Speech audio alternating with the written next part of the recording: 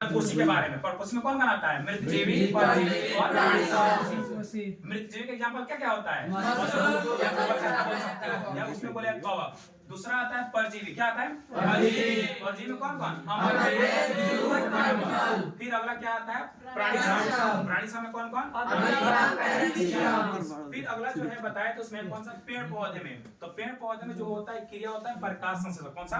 प्रकाश संश्लेषण। प्रकाश में 4 कच्चे पदार्थ के आवश्यकता होती है। कौन कौन? सूर्य का प्रकाश, क्लोरोफिल, CO2, H2O। और इसी जल के विखंडन से जो होता है क्या मुक्त होता है? ऑक्सीजन मुक्त होता है। क्वेश्चन आता है कि ऑक्सीजन जो होता है कहां से मुक्त होता है? किसके? तो जल के विखंडन से। किसके विखंडन से? जल के विखंडन से।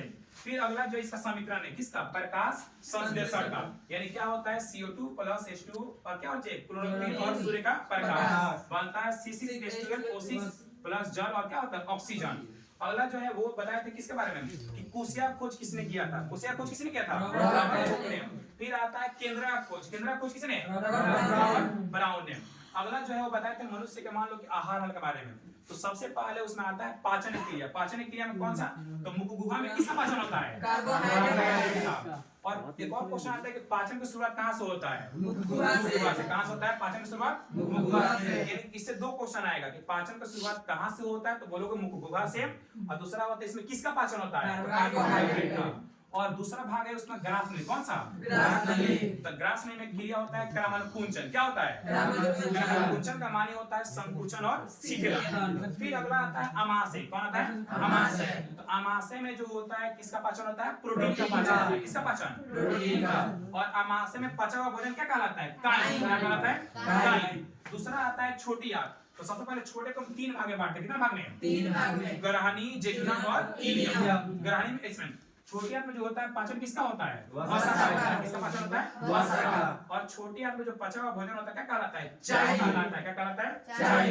फिर अगला जो होता है जो भोजन पच जाता है किसमें आता है? बड़ी आंत में पहुंचता है। फिर इसके अगला जो है वो क्या आता है? यकृत। किसके बारे में? यकृत। इसका भाग नहीं है लेकिन ये जो है यकृत जो होता है साइड से मदद करता है। यानी यकृत से जो होता है क्या स्रावित होता है? पित्त स्रावित होता है। और ये पित्त जो होता है कहाँ इकट्ठा रहता है? पित्ताशय में। कहाँ इकट्ठा रहता है? पित्ताशय में। कभी-कभी ये भी पूछता है कि पित्त क्या है? तो पित्त जो होता है क्या होता है? गाढ़ा हरा रंग का क्षारीय द्रव होता है जो क्या करता है? भोजन को पचाने में सहायता करता है। और यकृत यानी लीवर से इसका वजन कितना होता है? लगभग 1.5 kg का होता है। फिर देखो इसमें एक और चीज बताया था कि पेट से एक वैज्ञानिक आया जिसका नाम था स्लाइडन और स्वान। तो स्लाइडन ने बताया था कि पेड़ पौधे का जो शरीर है किससे बना होता है? कोशिका से बना होता है। और बाद में बताया स्वान वो बताता है कि जंतु का शरीर किससे बना होता है? कोशिका से बना होता है। तो इन दोनों ने कोशिका के बारे में क्या किया? अपना अपना सिद्धांत दिया जिसको हम बोलते हैं कोशिका सिद्धांत। क्या बोलते हैं उसको? कोशिका सिद्धांत। फिर आया इसमें किसके बारे में? अगला जो है वो तुम्हारा आता है किसके बारे में? वो है अमीबा के बारे में। अमीबा में जैसे मान लो कि पूछेगा 2 क्वेश्चन आता है अमीबा से कि अमीबा का प्रचलन क्या है? अमीबा का प्रचलन क्या है?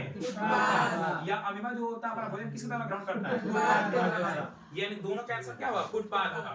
दूसरा आता है मान लो दांत के बारे में। अगर दांत के बारे में पूछेगा तो दांत का सबसे बाहरी परत इनामेल। या पूछेगा सबसे कठोर भाग इनामेल। यानी दांत जो होता है क्या होता है? यानी सबसे कठोर भाग होता है या सबसे बाहरी भाग होता है। फिर आया था उभयलिंगी। उभयलिंगी किसको बोलते हैं? यानी जब एक शरीर में कितना दोनों लिंग पाया जाता है तो किसी में से पाया जाता है? वो है केचुआ। क्या होता है? केचुआ, गुड़हल, सरसों, हाइड्रा और मगर। इनमें जो होता है क्या ये उभयलिंगी होते हैं। उभयलिंगी का मतलब एक ही शरीर में दोनों लिंग पाए जाते हैं।